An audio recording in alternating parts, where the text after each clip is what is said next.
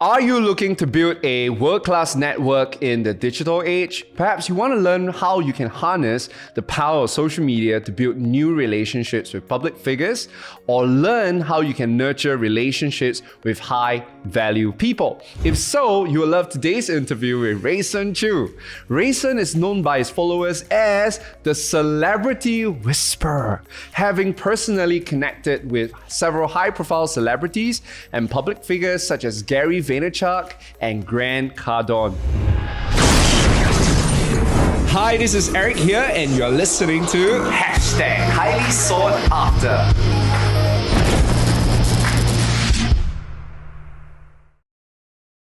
His work have also been covered in the media by Straits Times and 938 Live. By day, Rayson is a psychiatric nurse. By night, he helped millennial entrepreneurs connect and network with their dream idols. Rayson also helped business professionals build high-level networks by helping them to achieve clarity on their personal brand. He is also the host of his podcast, The Raygacy Show, in which he picks the brains of some of the world's best entrepreneurs, sharing simple and effective steps that millennials can take to become successful.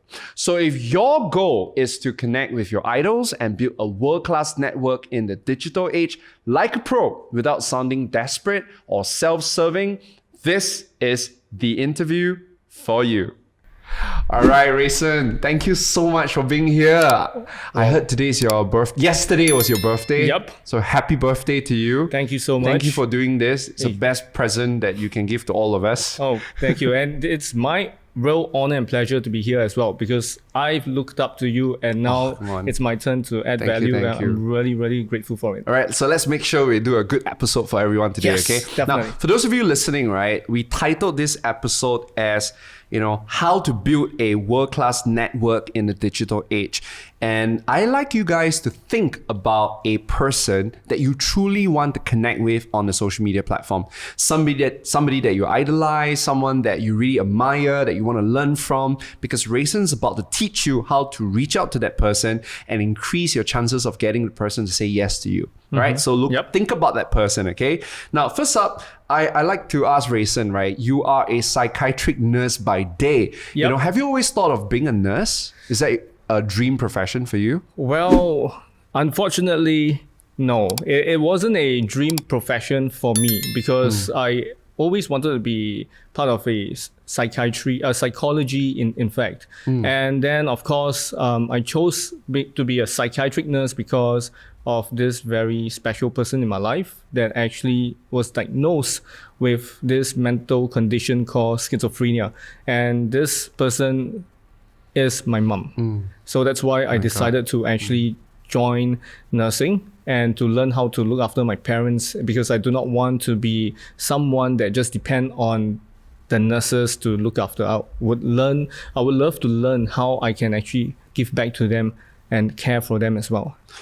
So how's your mom doing right now? On and off, I would say. On and off, she's well. On and off, she's not so well. So it's a day-to-day challenge, I would say, for me. And I would love that she is compliant with the meds and all. But then again, she still has a free will. We know that she loves to not have all these medications and all this other stuff because of the side effects and all. But still, I will still go out with her. I will still go and bring her to the doctors every month for her depot injection.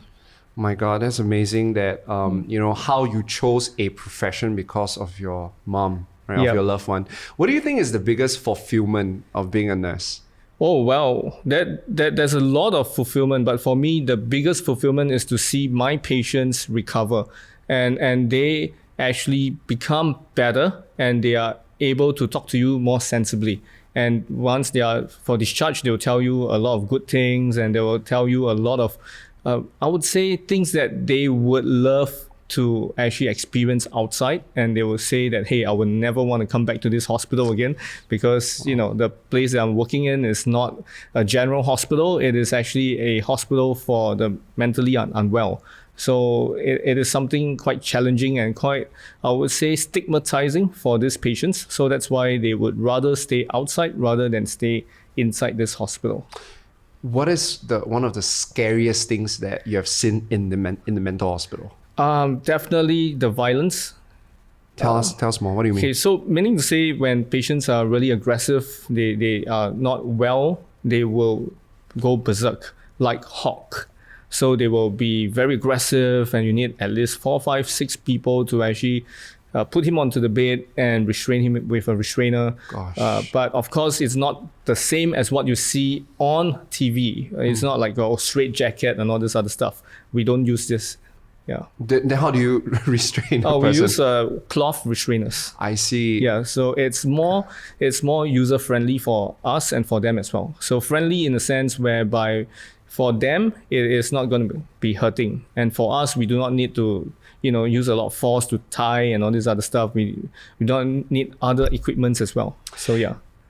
We know that you're an entrepreneur too, right? I mean, you help young people connect with their idols, and you help people build their personal brand. I'm just curious, how has the nursing profession actually helped increase that ability of yours? How did that make you a lot more unique and different? Definitely in terms of the area of empathy, the area of getting to know these people, right? To actually understand the person's point of view rather than just thinking about, I want to earn more money, in a sense. So I want to be more unique in the sense whereby I am helping these people to connect with all these celebrities, all these podcasters or speakers per se, and let them know that, hey, I, as a nurse, can actually reach out to all these kind of people. I can reach out to Pierre Peng, I can reach out to you, I can reach out to so many other people with a click on the phone, or probably a laptop, or just whatever device that we're using, or whatever social media apps that we're using. And if I can do it without the best set of teeth as well, I do not have the straightest teeth of all, I do not have the best looks as well, and yet I can still network with you guys, it means something. And then I can actually tell them, hey, if I can do it, so can you. Amazing. And first of all, I beg to differ about your looks and your teeth, but it's your perception of yourself. Yep. But it's amazing that I think your biggest value to your mentees and your coaches is your results. That even for yourself, I mean, I don't know how many followers you have on Instagram. Do you mind sharing how many followers you have? It's about 16K, 16.5. With a 16K following, you were able to reach out to people in millions, right? And it's possible, right? And you're a nurse by day, which means this is not even your full-time job. So if Rayson can do it, then so can anyone else. Yes. Right? And we're going to dive deep and unpack on how you do that, okay? Definitely. Now, so I went to do some research and I found out that you have already interviewed 109 people. All right, that's contrasting with me. You're my 24th guest. Okay. So and by the way, and your podcast was also top 1% in listen notes, right? So I'm just curious, what motivated you to start your own podcast? It all happened in the year 2014 when I actually OR'd from the army, and then I thought I could... You have to explain what's ORD. Okay, so basically ORD means I graduated from the army, in a sense. I like how you say it, you graduated. Yeah, right. So we are operation ready, right, in a sense. So we graduated from the army, we are able to do whatever we want, wherever we want, whenever we want, in terms of our cert. So my cert was diploma in nursing. So I thought, okay, I do not want to go to the traditional route of going to the hospital first. I want to go to a clinic. So I went to a Japanese clinic, and then somehow or other I went there and I worked for about a few months. Because of my poor performances, I was being fired. Okay, so that was a time when I decided to tell myself that, hey, I got fired because my poor performances, and I had a very bad toxic relationship with my ex-girlfriend back then. And also at the same time, I broke up after the whole saga of being fired. And I told myself, hey, I want to be more successful than who I was in 5 years' time. And then that's where I started on my self-development journey. I started to read, I started to watch YouTube videos, and not WWE, NBA kind of stuff. I watched people like Tai Lopez, Gary Vee, Grant Cardone. I started to watch and follow all these US influential entrepreneurs, or they call themselves as a celebrity entrepreneurs kind of stuff. So I started to watch them and learn. And then I chanced upon this podcast called Addicted to Success by Joel Brown. So he has already interviewed Gary Vee, Tony Robbins, and I also happened to watch Louis House. He also interviewed Tony Robbins on his private jet. So I was like, wow, if they can do it, why can't I? And I thought like, hey, these guys are real newbies. They are real newbies in their own industry at that point of time. So I thought, hey, why not just give it a shot? But that was just a thought, an idea. And I only executed it on 2017. So 2014 to 2017, I was just busy with work because I joined IMH, I joined the hospital, and the then Institute Mental Hospital, Institute of Mental Health. So I joined there, and then I got a lot of opportunities over there as well. So I really sidetracked myself from that original idea that I wanted. So from there, I got a lot of opportunities on Straits Times, on 938 Live, and all the other Xingmin Zaobao, Zhibao, and all this. Because the reason why you joined. Yes, because of my life story. So that's why I thought, hey, wow, I'm getting a lot of opportunities over here. So I just concentrated on that opportunity alone, and I forgot about the original path that I thought of. So in 2017, after I graduated from my advanced diploma in nursing, I decided to actually give it a shot. I just give it a shot, give it a try. So that's where I decided to come up with the Raygacy Show. All thanks to my advanced diploma classmates who we actually had a project, and then our project was to start a show in a sense, and we decided to do something, and my classmates, they like to tease me on Raygacy, right? So they, hey, why not you call this the Raygacy Show lah? Then I was like, okay, let's try it. And then from there, the project went well, and then when we came out, we graduated from the advanced dip, I decided to come out with the Raygacy Show full-time, full-on, this podcast. And at first, that podcast I thought was just to interview storytellers, to interview authors, because I went for a book launch from by this guy called Andrew Chow. So he actually had this book, and it's called Social Media 24/7 or something like that. And then I thought, like, hey, why not just interview authors and recommend their books? Yeah. Right. So I thought, review. hey, that's going to be awesome. So that's my first episode. So the first episode, I interviewed him, and then after that, I thought, hey, I looked through my Facebook list, and I realized that, hey, I have so many entrepreneur speakers and probably like a celebrity in a sense, kind of Facebook friends. So I thought, why not just go in depth in terms of like entrepreneurship?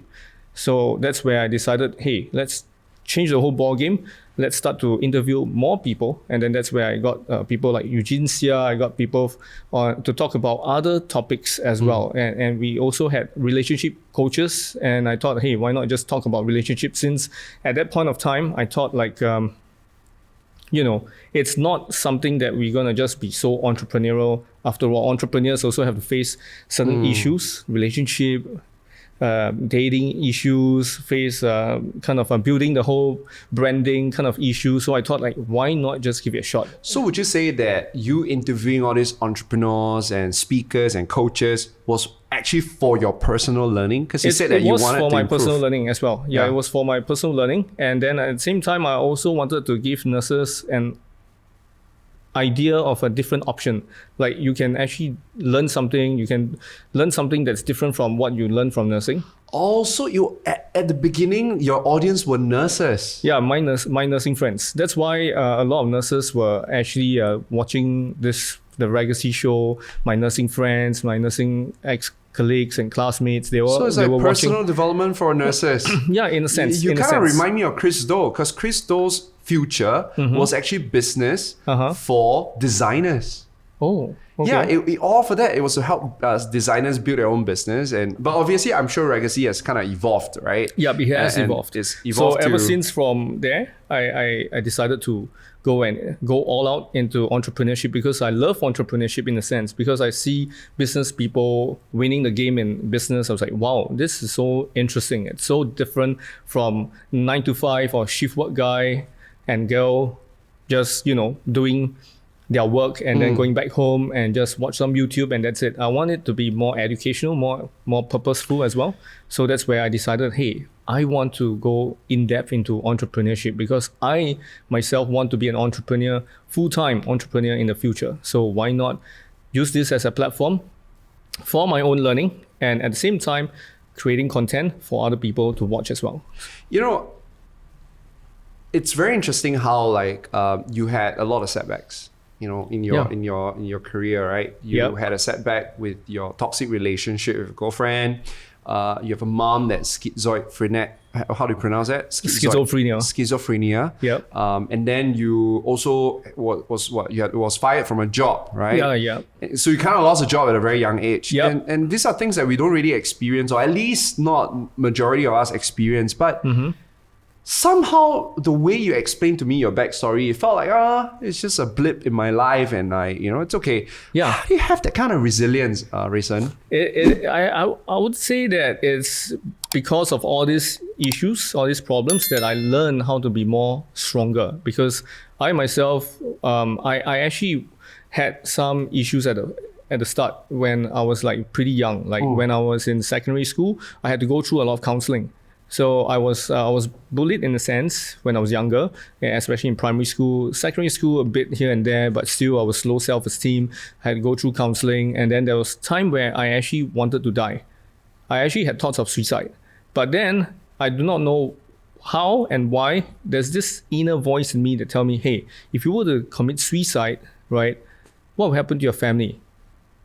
What will be happening to your dad who took the role of a dad and mom at the age of 7 when my mom left, right?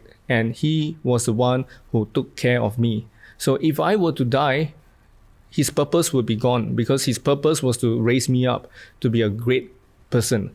But yet, if I were to really commit suicide, I don't think he will be feeling that purpose already. He will be more depressed. And I thought to myself, you know what? I need to work on myself. I need to really work on myself. So that's where.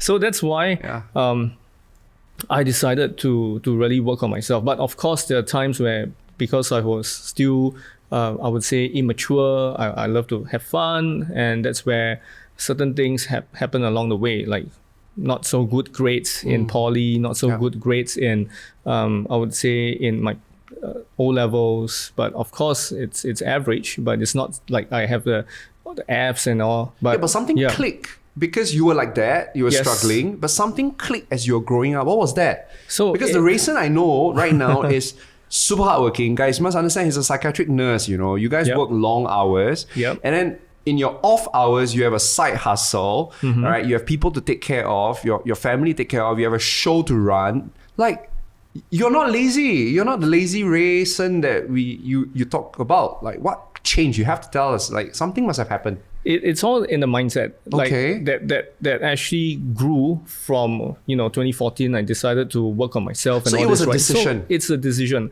So every time, I would say a lot of times, all these successful people, how come they can become so successful is because of decisions.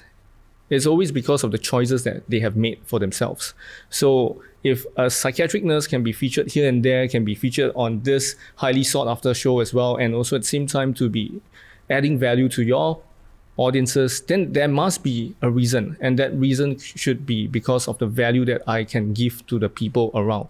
And I know that I cannot just give to psychiatric patients. I can't be telling them, hey, you need to be a personal branding, you need to improve on mindset. They won't care 100%. But I believe that I have so much value that I can give, which I told Gary V at Brand Minds Asia, which we went for, right? And he was telling me about, hey, you got to do your own stuff rather than being interviewing people and all this other stuff. And that's where I decided, hey, I still want to interview, but I still want to give value to people, like appearing on podcasts and all this other stuff. And all this is because of the decisions that I made to improve on myself, and so that I can, I would say, radiate this positive vibe and this value to be a person people. of value. Yeah, to the people around me, and it's not just in the hospital, but outside of hospital. Wow, guys, if you're listening to this, right, think about what decisions have you been making, because your actions would, show us the kind of decision you have already made. So you have interviewed a lot of people, right? Yes. All the entrepreneurs that you mentioned, Grant Cardone, Gary Vaynerchuck, Carrie N.U., Melody Garcia, right? So who is your favorite? Well, And why? My favorite in the whole 100 plus people that I've interviewed, right? The one that I really love is Grant Cardone. Grant Cardone. Yeah. Okay. For those people who do not know him, give us a little quick intro of who he is. So Grant Cardone is a property tycoon in a sense, and also at the same time, he's coaching people how to leverage on property, how to invest, how to, I would say, to build your income through property. So this is the guy that you actually should be looking at, especially when he has his own private jet and all this other stuff. But if you do not want that kind of lifestyle, but you still want to learn more about property investment and all, especially in US, you can check this guy out. He's a real deal. Yeah, he's the real deal. And why was he your favorite guy? Because he was very personable. Not saying that the rest aren't, and not saying that you aren't. Oh right? yeah, because I was also on the show. But I would say that for Grant, he was really special in a sense where he brought me, he allowed me to interview him in his suite at MBS. So I met not just Grant Cardone. You met his wife, Elena? Yes, I met the Cardones. I met Sabrina. I met Alina. I met his other daughter. I suddenly can't think of her name. And then I also met his wife's best friend, Bobby. And not just that, we also met Jared Glenn. We also met Johnny, the camera guy, which is the camera guy for him. Yeah, so they were all there, and we were all having a great chat before and after the whole conversation, the whole podcast. So yeah. Well, okay. So for those of you who are very curious, right? Like, how do you manage to get such a big shot to be on the show and to even be invited to his suite to meet his entire family? None of us have had that opportunity yet. I have a question for you that you're going to walk us through how you get Grant Cardone, okay? Okay, sure. Now, but before that, let's go back to the main topic today, which is on networking in the digital age, right? So why do you think, Rayson, networking is so freaking important in today's digital age? It's the basic bread and butter, the fundamentals of business. You need this kind of, I would say, networking, kind of communication, and all this other stuff to actually work things out in place. Meaning to say that, for example, right, I want to actually build a startup, right? I want to build a startup with Eric, okay? And this is a tech startup, right? And I need to get investors in, right? How am I going to get investors if I'm not going to network with all these investors? How am I going to get more money into this startup? It has to be networking. It has to be a communication kind of stuff. And this is the reason why networking is so important in this digital era.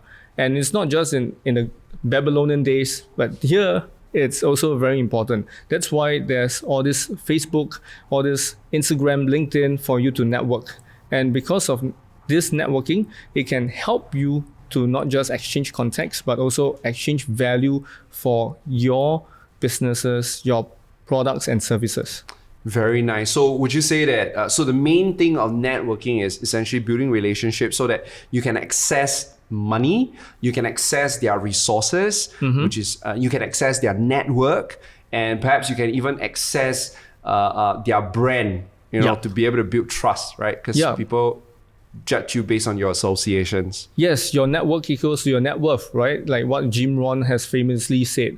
So if you want to actually talk to Tony Robbins, for example, and you want to be on the stage with him, you need his networks, you need his contacts to actually discuss, refer, and all this other stuff. Same goes with if you want to meet LeBron James, if you want to meet Tiger Woods, for example, right? Or anyone.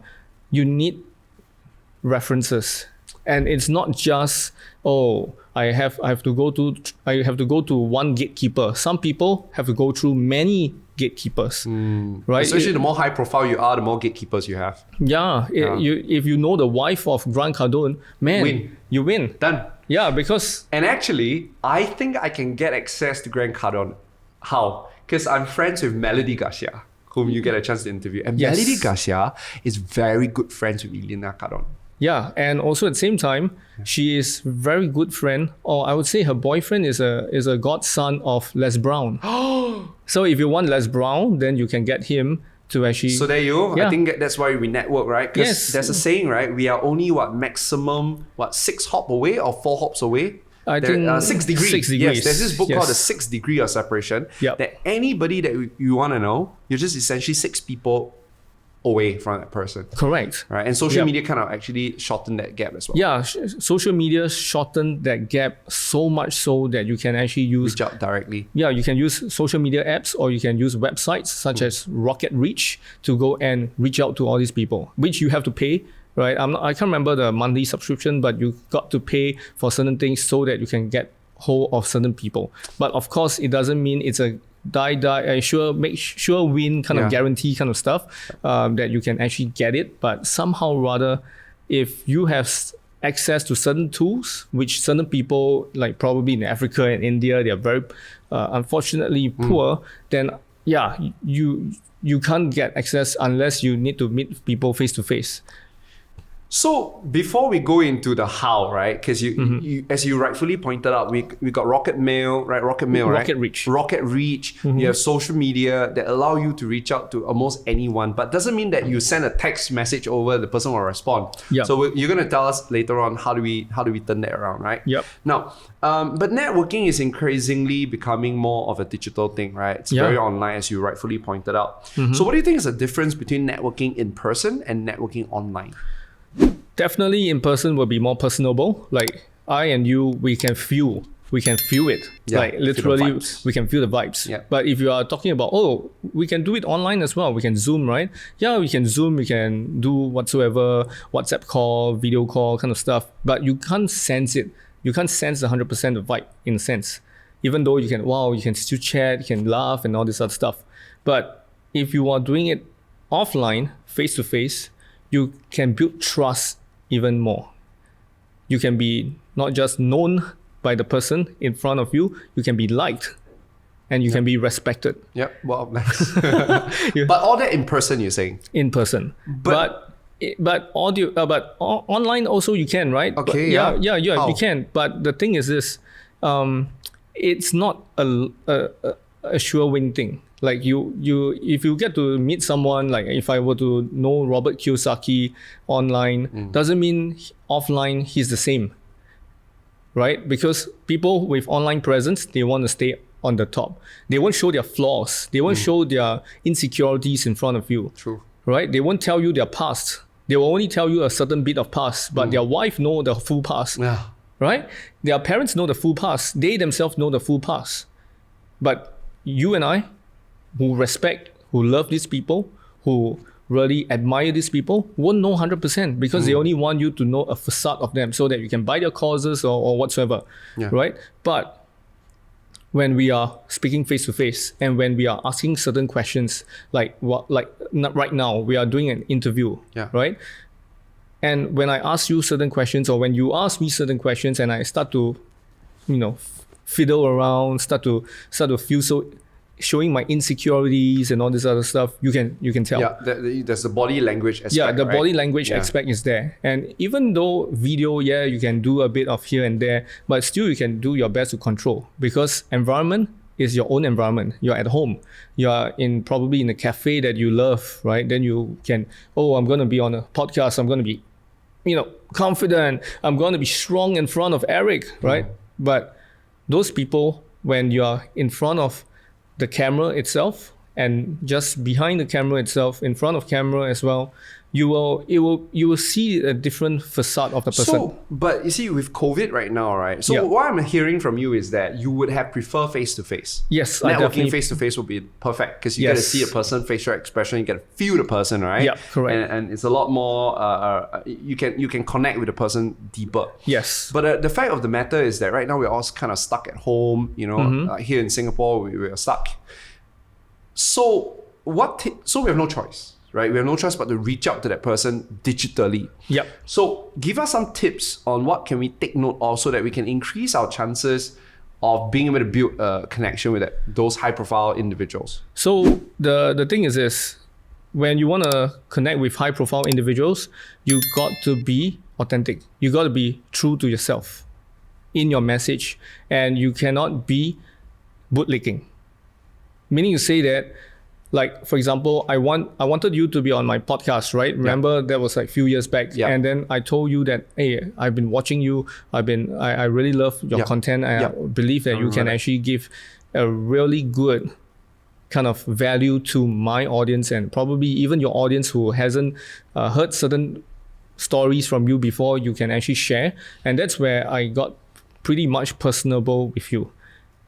And when you want to reach out to these people, it's best if you are being personable, right? Rather than you copy the whole damn script that you learned from someone or probably you saw from Forbes or whichever magazine. They have certain people that actually shared certain things that you can share or whatsoever, certain tips, and then you just copy and paste and send to the person. Then it won't be really so personable to that individual that you want to reach out. So you got to do your research. You got to go and find out who is this person.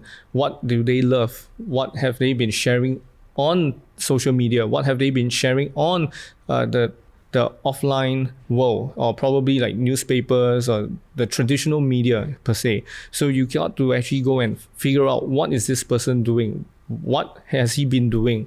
And you got to follow, and then you're going to share. And if you really love certain things that he has been doing recently on certain shows or said certain things and whatsoever, you got to actually be writing it down and sending it to the person. Because it's so easy to say, oh, I'm a big fan, right? Yes. But prove it. Yeah. Right. So I get you. So step number one is to be authentic. Yes. And to really show the person that you know that person, that you truly are a fan and you've been following a person, right?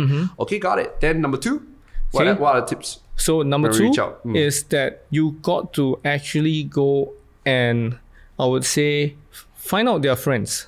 Make friends with their friends if possible. Like literally, make friends with your friends. Like for example, for me, I get to know this few digital marketers. Like I'm pretty sure you should know them. People like Gabriel Wong, Melvin So, and all these other people. So I got to so-called build acquaintanceship with them, and then from there they actually refer certain people, or they actually hey, you know this guy Rayson, he has been doing this podcast, hey, he wants to be appearing on the show, and all this other stuff. So they will start to refer, for example, or they will start to actually recommend people to listen, for example. So in other words, if I can't reach directly to that person, I can first make friends with the friends of those people. Yeah. And if let's say you have mutual friends who know their friends, for example, it's a 6 degrees, right? Yeah, we just said that. Yeah. So you can actually make friends with these people. And it's so true because these days, right, especially if you're a high profile, you're a high value person, you will not take direct interactions, but you won't mind a word of mouth recommendation. Yes, right? word An of introduction. Mouth. Yeah, it's just like network marketing. Word of mouth introduction works superbly well. That's why you buy all those Amway, Genes, and New Skin, and all the other products, right? That's why you go into it, and even offline as well. I mean, not really network marketing stuff like, oh, this nasi lemak is superbly good. Yeah. Where is it? Okay, you use a word of mouth. You trust what people say. You trust what people say. Yeah, and especially when they are your friends, and when you are friends with their friends, and they find that you have no ulterior motives, then all the more they will. Yeah, but okay, so that's the thing. Could that be point number 3, that when you reach out to these people, you cannot have ulterior motive? Yes. But what if people are reaching out for business purposes? Isn't that ulterior motive? No, I mean like business purposes is not ulterior motive in a sense. If you have something that you feel that both of you can actually connect to get certain things done, then go ahead, because this person might also have been thinking of doing something similar, right? Something, probably a business, or maybe at that point of time, he's totally free. He wants to do something already, and just nice, your idea popped in and he likes it, go. You can work things out together. But if, let's say, he is really, busy, cropped up with their own work and all, and you want to do business, of course, the chances of you doing business will be zero, right? But of course, I wouldn't want you to go straight down to talk about business first, because I want you to build relationship first. And it might take some time, yes, but if you say that, by this month but my goal is by this month I have to build a business with this guy, then you can't control what's outside of you. You can only control what's inside. So you got to be patient, and you got to go and connect, network, understand the person more. Then you find out whether ultimately do you want to really do business with this person. Because what if you realize that, like what I mentioned earlier, the person has been portraying a facade on social media, right? And then behind the scenes, he's different. It's not the person that you thought he is. Yes. Yeah. And then probably he's doing a lot of under table stuff. And then you're like, I realized, man, this guy is not fit for my brand or fit for my stuff. Then you wouldn't want to go and do a business with this person. So point number 3, it's about finding ways to add value to the person. Finding ways to add value, and also at the same time, finding ways to actually make sure that this person is the right one to network and to do business together, for example. Got it. And I mean, give us a sense, right? Like, you have interviewed 100 plus people. What are some of the usual things you say to them that make them want to meet up with you and do an interview with you? Because you must have been a person of value. Otherwise, they won't want to spend time with you, right? What would that be for you? For me, right, it's very simple. I just told them that, hey, I have a podcast. I have this podcast called The Raygacy Show, and I have been interviewing this so-and-so. I name drop a few people. So that builds credibility.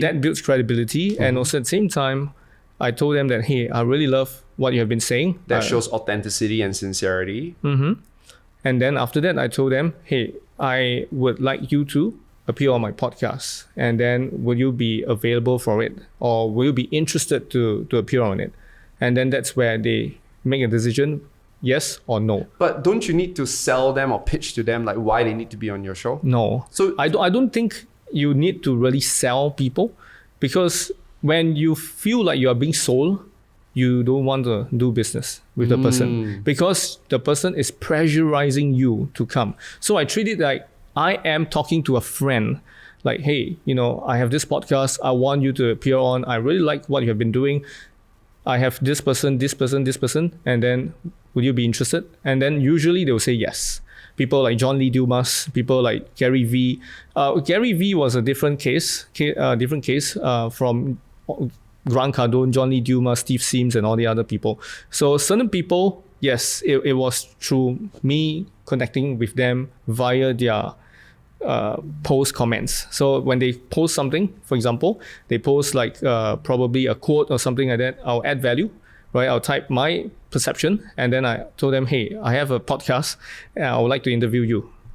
Would you be interested? And then usually they will revert me to their email or whatsoever. I'll PM you and things like that, right? And then certain people are pretty different, whereby, for example, Gary was because I know one guy by the name of Nicholas Gerard. So he happens to help this, I would say, Asian team for Gary, and he was helping he's working for PTX, and then he was helping Reza to help bring him around and things like that. And he was also part of this Gary V group in a sense. Okay. And then he has been watching my podcast, not Gary, but this Nicholas Gerard. Because you have been connecting with him.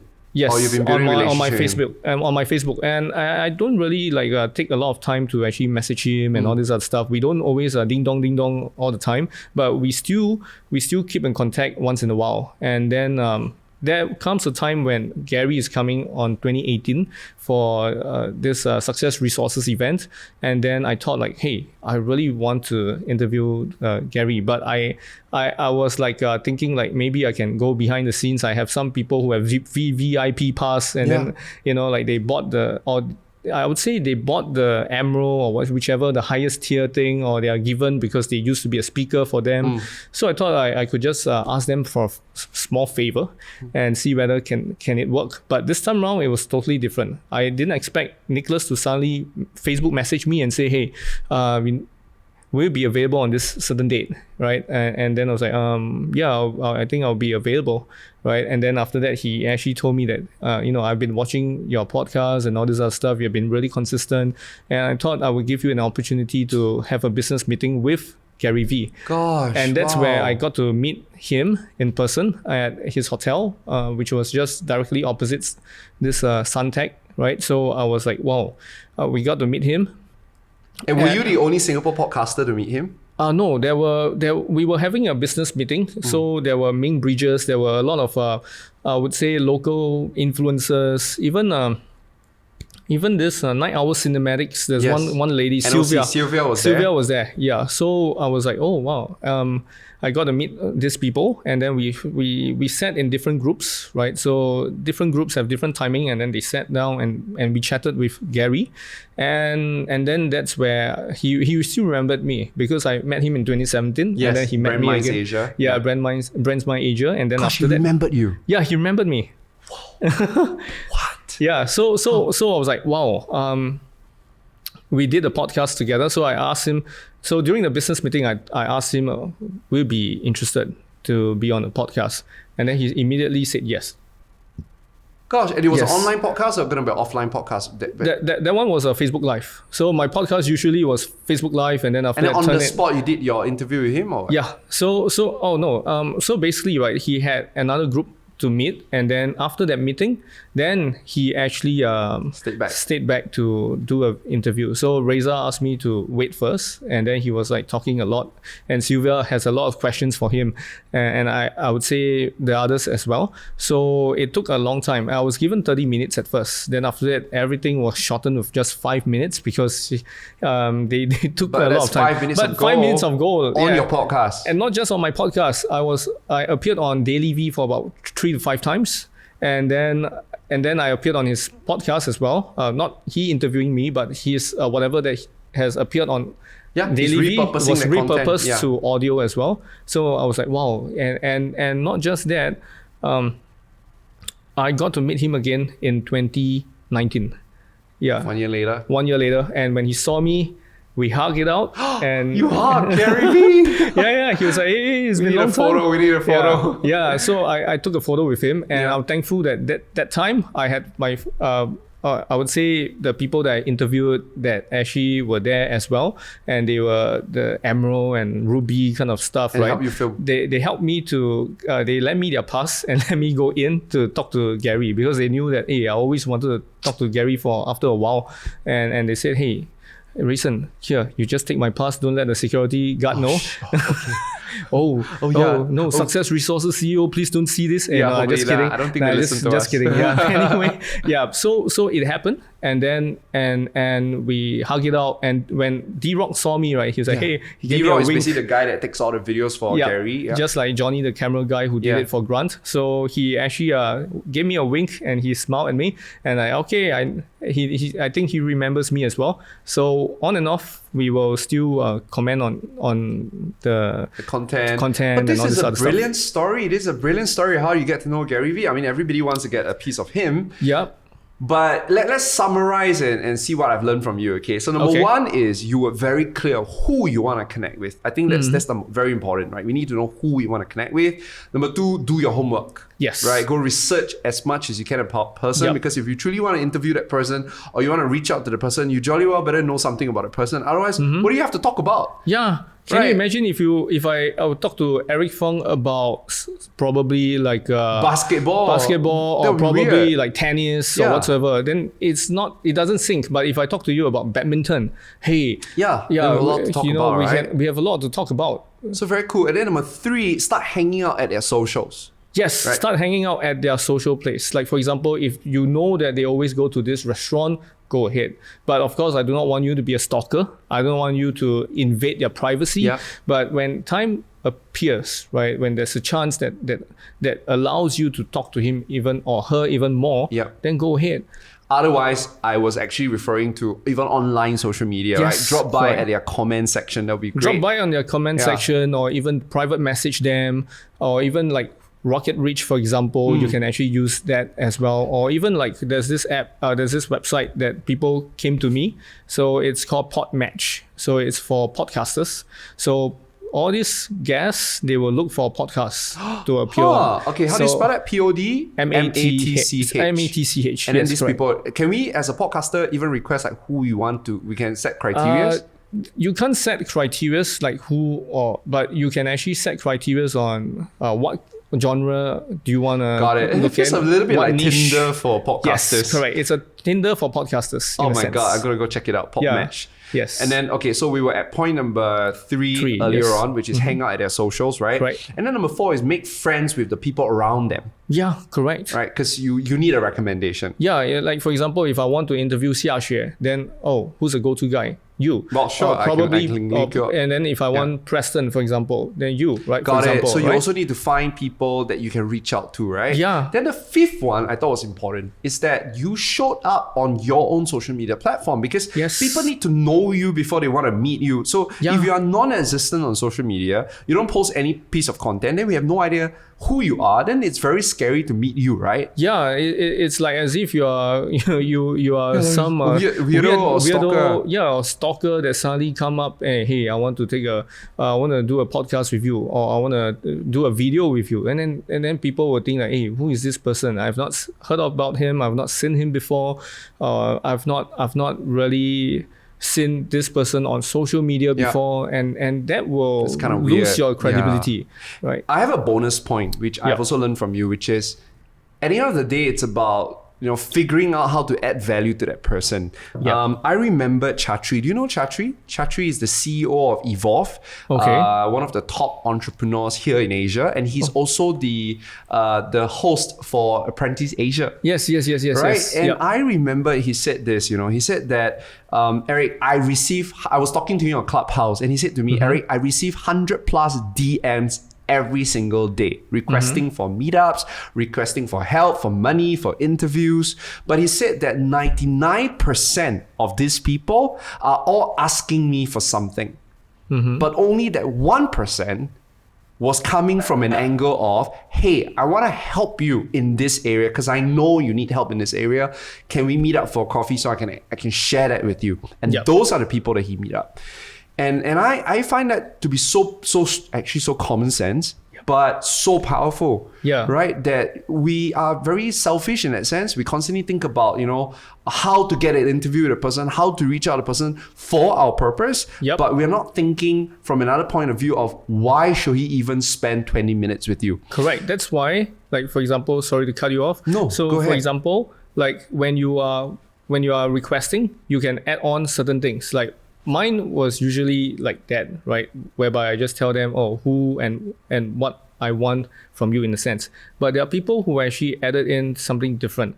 They say that, my podcast is the top 1%, right? And then also at the same time, it has how many listeners, for example, per episode, and per how many downloads, for example, right? And then that's where that person will get even more aha, because like, hey, you have so many people. I want more people to watch Evolve. And then that's where many of them. But that also assumes that person want more reach, which goes back to your first point, second point, which is that you need to know that person, what he wants, Correct. what are his goals, his aspiration, what are his challenges.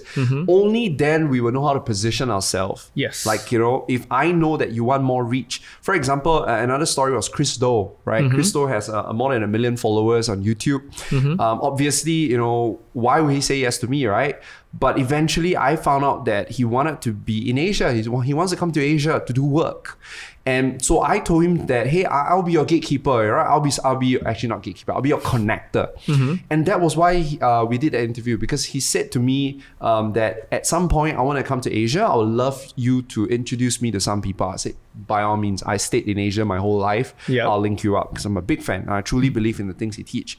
So you're absolutely right. And For those of you listening, if you're thinking, what can I add value? Well, there are three things you can add value immediately. Number one, you can add value through your insights, right? You can add value through your own network, and you can add value by contributing revenue to those businesses, right? So we all can add value. Yeah. Now I got a final question for you. Now I actually got a few more following up questions. Okay, we haven't really talked about Grant Cardone yet.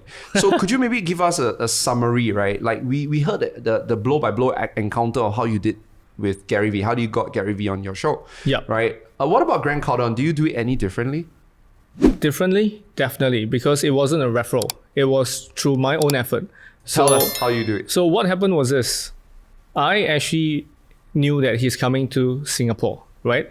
So I thought, hey, I always wanted to meet this person. And I thought having a podcast with him would be cool.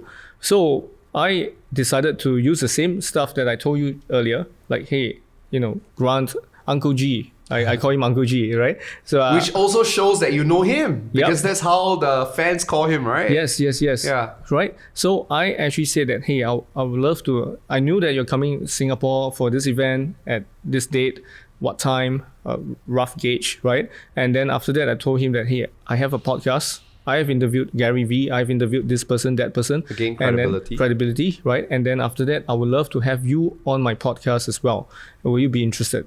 I just left it there, right? On which social? Instagram LinkedIn. or LinkedIn? Okay. Yeah. So from there, he actually said, would love to.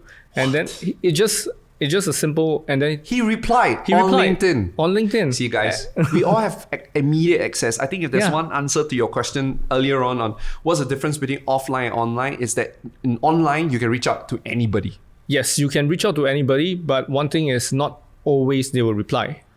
But they did for you. Why? Is it you're lucky or probably luck. But you did your homework too, right? Yes. Because he's coming to Singapore, so he paid attention to that. Yeah, and then also at the same time, I told him that, hey, I want to interview you. I have interviewed this person, that person, right? So from there, he'd say, hey, you've interviewed my counterparts before, in a sense, or maybe my rivals before, right? So I also would like to appear on. Probably he had that mindset. Hey, I want to add value as well. So that's where he actually appeared. But one thing is, he only replied to me that sentence and then left it hanging after that.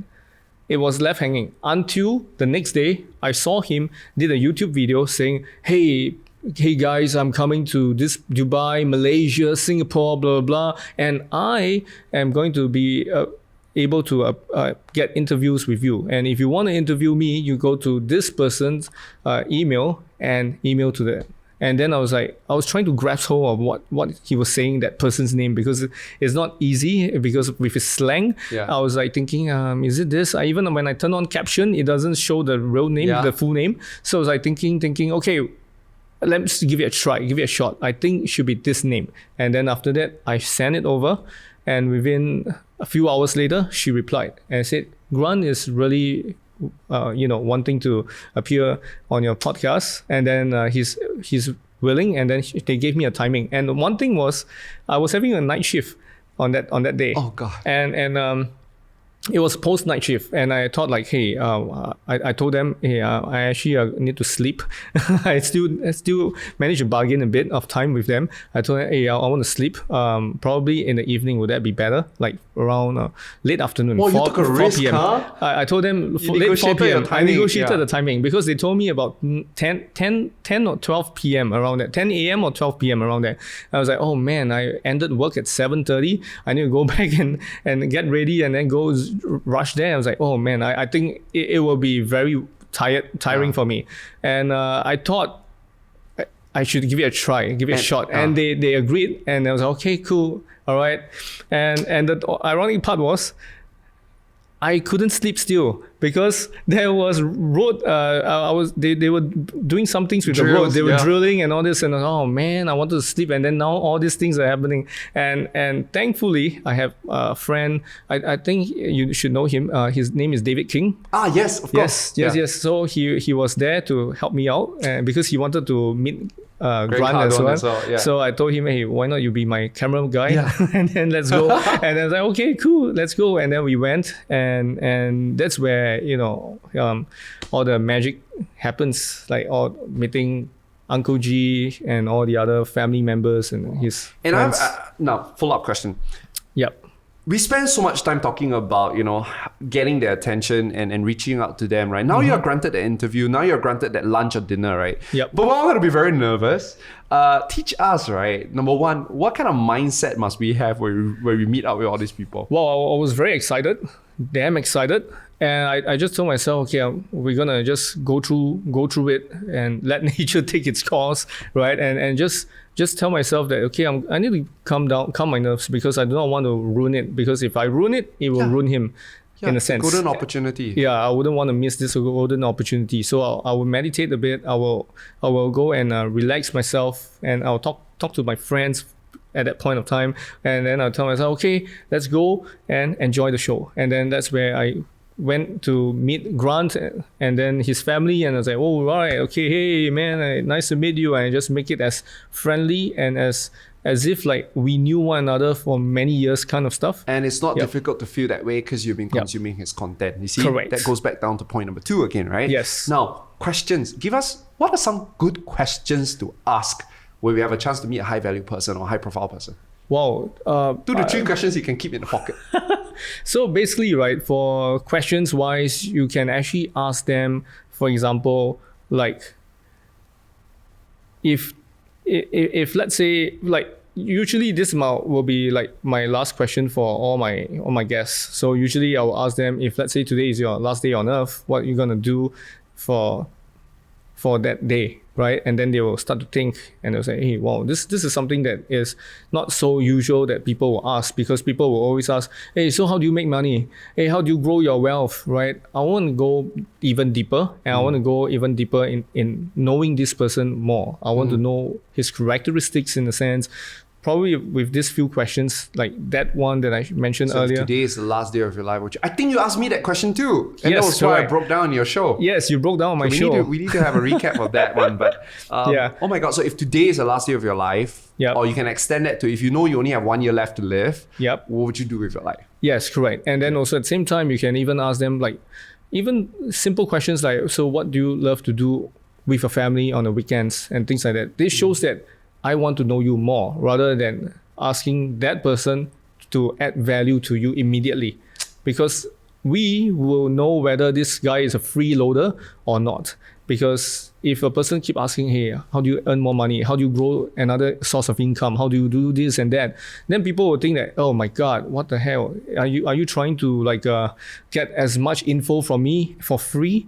And then what do I gain in return? What if the person were to, get all this information and then put it out somewhere and then they mistype certain things or they misinterpreted certain things, and it will dampen their image. So don't ask the tactical kind of how-to Don't questions. ask the tactical questions unless if you are doing a podcast. But if you are meeting a person face to face just for a chit chat yeah. or whatsoever, keep it as light as possible, as friendly and as personable as possible. So get to know the person and not get to know the person's strategies Yes. at the first meeting. Correct. Unless if you have already messaged one another like a while already, like few weeks or few months, you have been talking to one another, you have been I Then would you say can ask the how-to. Yes, you can ask the how-to. But if you just get to know that person just for the first time and you ask a how-to, then they will get a step back or maybe a few steps back, because they will be thinking, hey, who is this guy, man? Who is this girl?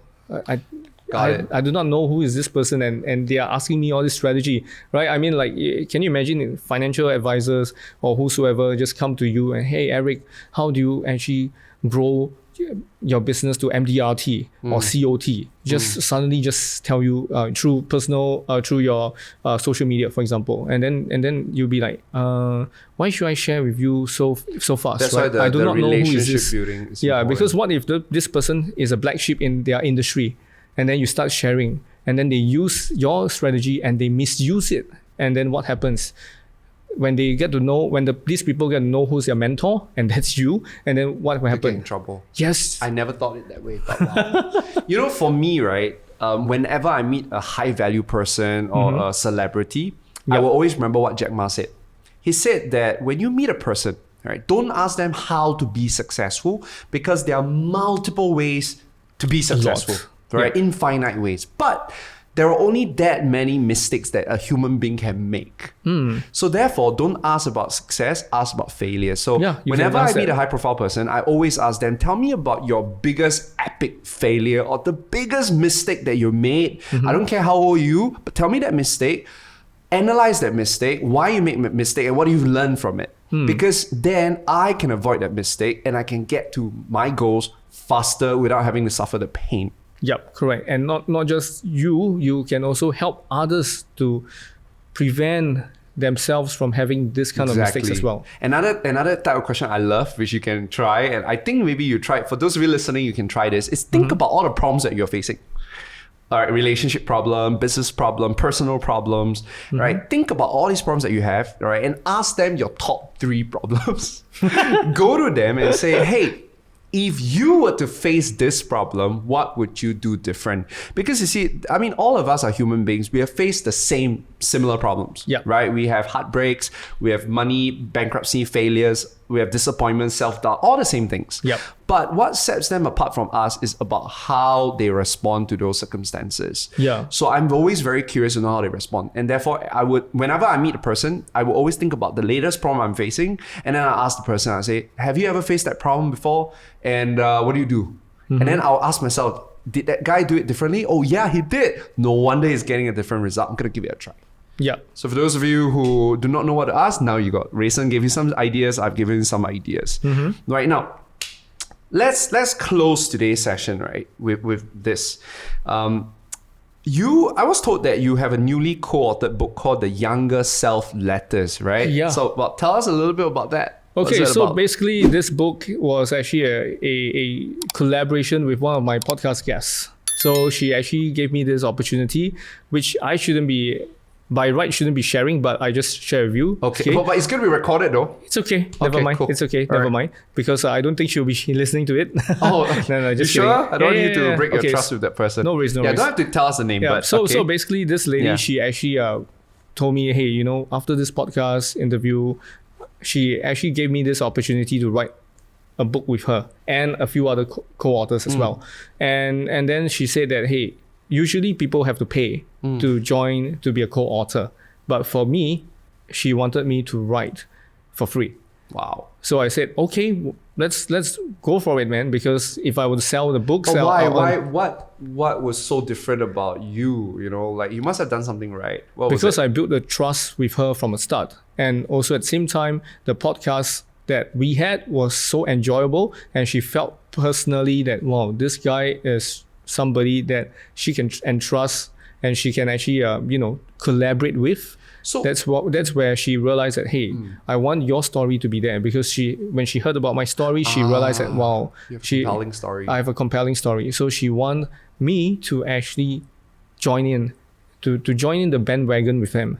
So when's this book going to be out? It's actually out. So it's actually out on Amazon. First of all, what is this book about? Okay, so basically, so this book is about us writing letters to our younger self. Oh my God. So we wrote letters to our younger self based on what we have learned over the past 30, 40 years of our lives. And then that's where we actually wrote down the things that we have learned in terms of business, in terms of heartbreaks, for example, or if some other kind of challenges that they have faced. And then we wrote it and we share it with our younger self, in a sense. So that's brilliant. That's where we actually co-authored together with a group of, I would say, 10 to 15 people, right? And then we actually wrote about all these things that we had, and we actually wrote. So for mine, I actually wrote a motivational kind of letter to my younger self, because I went through so much shit. So I told myself, hey, I do not want to, I do not want you to go through that same thing again. And I want readers who are reading this book not to go through this again. So I want myself to know that, hey, I've been through so much. I'm giving myself a pat on the back that say that I might not be a millionaire right now, but it doesn't mean that I won't be in the future. But still, I want to keep hustling. I want to keep growing, because without growth, I'll be dead, in a sense, physically, mentally, right? So I kept myself there and there. And that's why I told myself that this book is something unique, something that I actually am able to, work on my creativity skills in writing and and give it all out. And at that period of time, while I was writing, I had a fracture in my right knee. Ouch. So I was like, man, I was like all the way on the bed and chair, and I was like telling myself, okay, I learned something about my knee fracture as well. Let me write it down as well. Yeah, let me write it down, and that's where I was able to, have a lot of time to write. So this is a book essentially consolidating all the wisdom from all the different speakers, right? Correct. Which is very similar to what I just shared, which is learning all the mistakes that you guys make so that we can save the trouble and the pain and tears. Yes. Right. So how do we get this book? Okay, you can go to Amazon. Okay, you can go to Amazon and find out the younger self letters, okay, and then you can purchase it, and it will ship to you within, I would say, 2 to 3 weeks time. Sweet. Okay, Yes. we'll go check out the book. Yep. Now, final question. You have interviewed hundreds of people. They have gave you so much advice and wisdom. Could you please share with us the one advice that you have received that has made a huge impact to your life, even till today? Wow, I would We'll say finish that, off with that. Yeah, I would say that Gary Vee gave me a very, very great advice. Ooh. Yes. Okay. So he gave me this advice during the podcast as well. And that is, everyone always thought that you're going to post on LinkedIn, Instagram, and you're going to be famous or you're going to be rich, right? Or you're going to be enjoying your life on a yacht, but it's not. You're going to be taking 21 years to success. 21, he said. So he said 21 years. And I asked him, 21 years? Yeah, because it's all in the mindset. If you think that it's going to be just 1 year, and then what happens after the first year, after you got the success, you will be complacent. You wouldn't even want to achieve another goal. You might just be complacent and I've already gotten this person for interview. I've gotten my millions of dollars. Time to shake leg and lay back, right? Yeah. But one thing is, if you have the idea of 21 years to success, you are actually giving yourself more time. And also at the same time, not just more time, but also at the same time, giving yourself more creativity, more time to actually go and work on your craft. And not just working on your craft, but also be patient with yourself. Because if you expect success instantly, you'll fall, you will fail. If you expect success in a longer period of time, it's like as if you're investing money, then you will have that longer time to actually get it, but you will reach there as well. Macro patience, micro focus. Yes. Gary Vee, you're amazing. And Rayson, thank you so much for being Thank you. a conduit, to all these amazing people. And you make us feel like we can reach out to anyone on social media as long as we remember the 5 things that you taught us. All right. So thank you so much, Rayson, for being here. And I wish you success in everything that you do. And I hope your mom's going to get better. Yep. And keep doing what you do, okay? And leave a legacy. Yeah. Thank you so High five. much, man. Appreciate it. All right, there you go. This is Rayson, and I hope that you guys enjoyed this interview. My biggest takeaway from Rayson is this: is that 5-step approach of how you can reach out to people. I mean, if there's one thing that I gotten away is that you can literally reach out to anyone in this world simply because, of social media. But that's not good enough because you need to make sure they respond. So here are the 5 things I got away. Number 1, right, be very clear about who you truly want to connect with. Don't connect just because that person can bring you more money or more resources, because anybody can do that. But you got to pick someone that you're truly, genuinely excited to be a friend with. Right? Then that leads to number 2, do your homework, do your research, get to know as much as you can about the person, their interests, their values, their aspirations, because this will come in handy later on when you interact with them. Number 3, make sure that you hang out at their social media accounts, right? Leave comments, engage their content, consume their content so that they already familiarize with you, so that later on when you reach out to them, the chances will be higher. Number 4, get to know their friends as well, right? Look for people who are mutual connections. Get those mutual connections to introduce you to them. It's a lot faster and a lot higher, the higher chance of you getting success.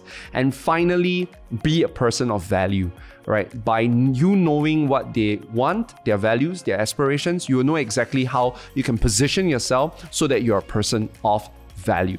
So that's my takeaway. If you love today's podcast, we post this podcast interviews once a week on YouTube. And if you like it, remember to hit the subscribe button, switch on notification, and I'll see you at the next video.